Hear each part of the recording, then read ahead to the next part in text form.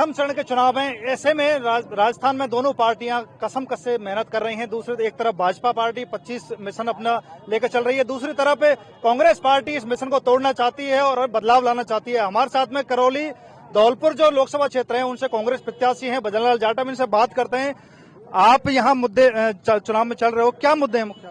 पहले तो मैं जो हमारे भारत के संविधान रचयिता बाबा साहब भीमराव की अम्बेडकर की जयंती पर पूरे प्रदेशवासियों को और उसके अलावा खासकर अपने धौलपुर करौली धौलपुर की जनता को बहुत बहुत बधाई और शुभकामना देना चाहूंगा। आप समझ सकते हैं कैसा विशाल संविधान बाबा साहब भीमराव अम्बेडकर ने दिया था, जो आज तक इस संविधान को कोई हिला नहीं पाया, इस संविधान को कोई हिला नहीं पाया। इसमें 36 के 36 कौमों का मौलिक अधिकार है और इतना विशाल संविधान है जो विशाल में विश्व के अंदर तारीफ होती है। पर कहीं ना कहीं आज हमारे मन में डर लगता है कि संविधान रहेगा या नहीं रहेगा, हम लोग बचेंगे या नहीं बचेंगे, कल हमारे साथ क्या होगा, हमारे बच्चों के साथ भविष्य के क्या होगा, इसकी गारंटी बिल्कुल नहीं दे रही है केंद्र सरकार भारतीय जनता पार्टी। और उन्होंने कहा 400 पार, हमें उनका 2/3 का जो हमें बहुमत चाहिए, 2/3 का बहुमत इस चाहिए कि कहीं न कहीं लोकतंत्र को खत्म करने का प्रयास भारतीय जनता पार्टी कर रही है। यदि बाबा साहब की आत्मा को ठेस पहुंची तो ये जितने जो हमारे बाबा साहब के अनुयायी हैं, एक भी व्यक्ति चुप नहीं बैठेगा, एक भी व्यक्ति चुप नहीं बैठेगा। संविधान में हमारी आत्मा है, संविधान हमारी पहली प्राथमिकता है और उसी के आधार पर आज जो बदलाव की बहार देखी जा रही है पूर्वी राजस्थान से लेकर पश्चिमी राजस्थान तक, मेरा जैसे सौभाग्यशाली आपको यहाँ पर करौली धौलपुर की जनता के बीच में मैं जगह जगह जा रहा हूँ, हर्षोल्लास आप लोगों दे रहे। 36 के 36 कौम प्यार कर रही है, जैसा प्यार और अपार समर्थन मिल रहा है, भारतीय जनता पार्टी बौखला गई है, अनेक तरह के अलीगढ़ बयान कर रही है। आज अंबेडकर की जयंती है जो अपने संविधान निर्माता हैं, लेकिन हमेशा कांग्रेस कहती आई कि संविधान खतरे में, आखिर कारण क्या है? नहीं, पहले नहीं था खतरे में, उनके सांसदों के बयान आ रहे हैं। रेड्डी एक सांसद है, वो हेगड़े उनका एक सांसद है, उसका आ रहा है। ज्योति मिर्जा नागौर की प्रत्याशी है, उनका बयान आ रहा है। तो कहीं ना कहीं मन में संशय होता है, ये गरीब बेचारे कहाँ रहेंगे, इनकी झोंपड़ी चली जाएंगे, इनके कपड़े चले जाएंगे, इनके बच्चे चले जाएंगे, कहाँ रहेंगे गरीब लोग?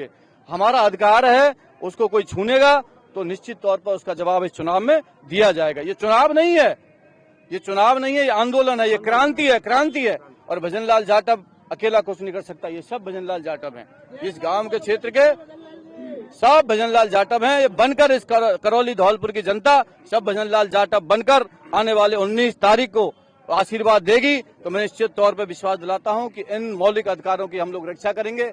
भारतीय जनता पार्टी अब कहने लगी है, ऐसा क्या आ गया, अब कह रही साहब हम संविधान की तो खतरे में नहीं है, हम संविधान को खत्म नहीं करेंगे। तो ऐसा मतलब क्यों कहना पड़ रहा है, ये चीज ऐसा क्यों कहा? इसका मतलब कहीं ना कहीं ये बात कहीं ना कहीं इनके जबान में लीकेज हुई, तब उनकी सफाई देना चाह रहे हैं।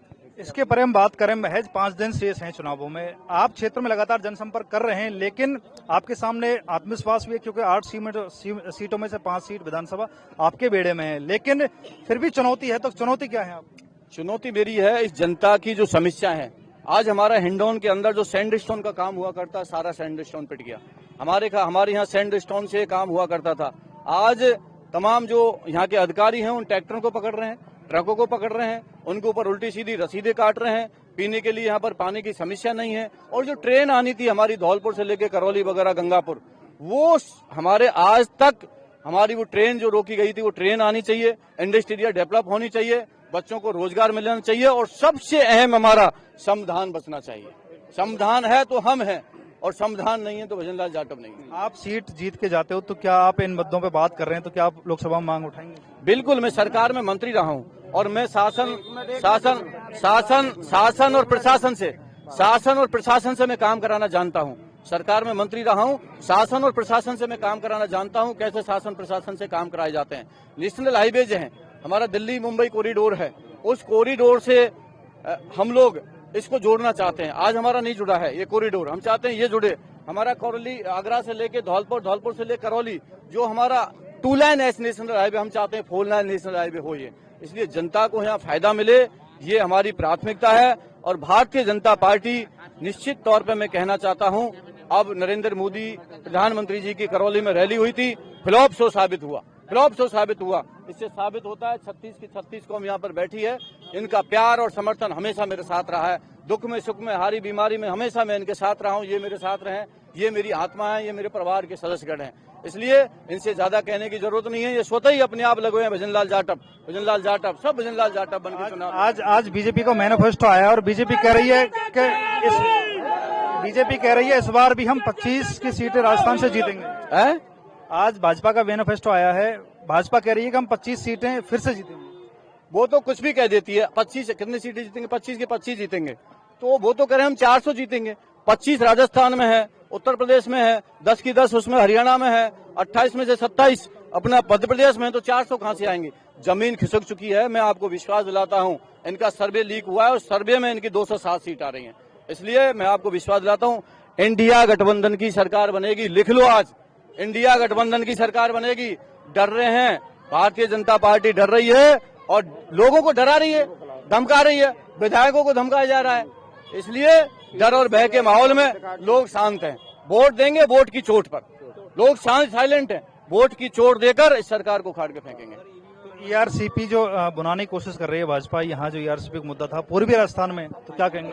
अभी तक तो मैं आपको कहता हूँ आपको ईआरसीपी मुद्दा है। मैं सरकार में पीडब्ल्यूडी मंत्री था, सरकार बनने के बाद सिंगल टेंडर नहीं हुआ, एक भी टेंडर नहीं हुआ। वो टेंडर जो हम लोगों ने किए थे उन्हीं पे वर्क ऑर्डर चल रहा है, कोई काम नहीं हुआ। रहा ईआरसीपी, जब टेंडर ही नहीं हुआ उसकी डीपीआर नहीं भैया। आप मुझे बता दो, किसी बीजेपी के आदमी से पूछ लो कौन कौन से बांध शामिल करें, बता दें। मैं उसका कमेटी का मेंबर था, मुझे पता है कितनी डीपीआर हमने उसमें शामिल की है, डीपीआर में कितने बांध हम लोगों ने शामिल किए हैं। तो आपको मैं विश्वास दिलाता हूँ, ईआरसीपी तो हमको काट रहे हैं जब से। केंद्र सरकार ये सिर्फ लॉलीपॉप है, बहकावे में है। 15 लाख आगे, 2 करोड़ नौकरी आगे, आपको गैस सिलेंडर जो हम 450 रुपए का देना चाहते थे और 1 मिनट 1100 रुपए का सिलेंडर, आप देखिए, आप सोचिए, SC/ST लोगों की छात्रवृत्ति बंद कर दी। ये अत्याचार लग गए जनता। अब जो क्रेज था ना, वो क्रेज बिल्कुल खत्म हो चुका है।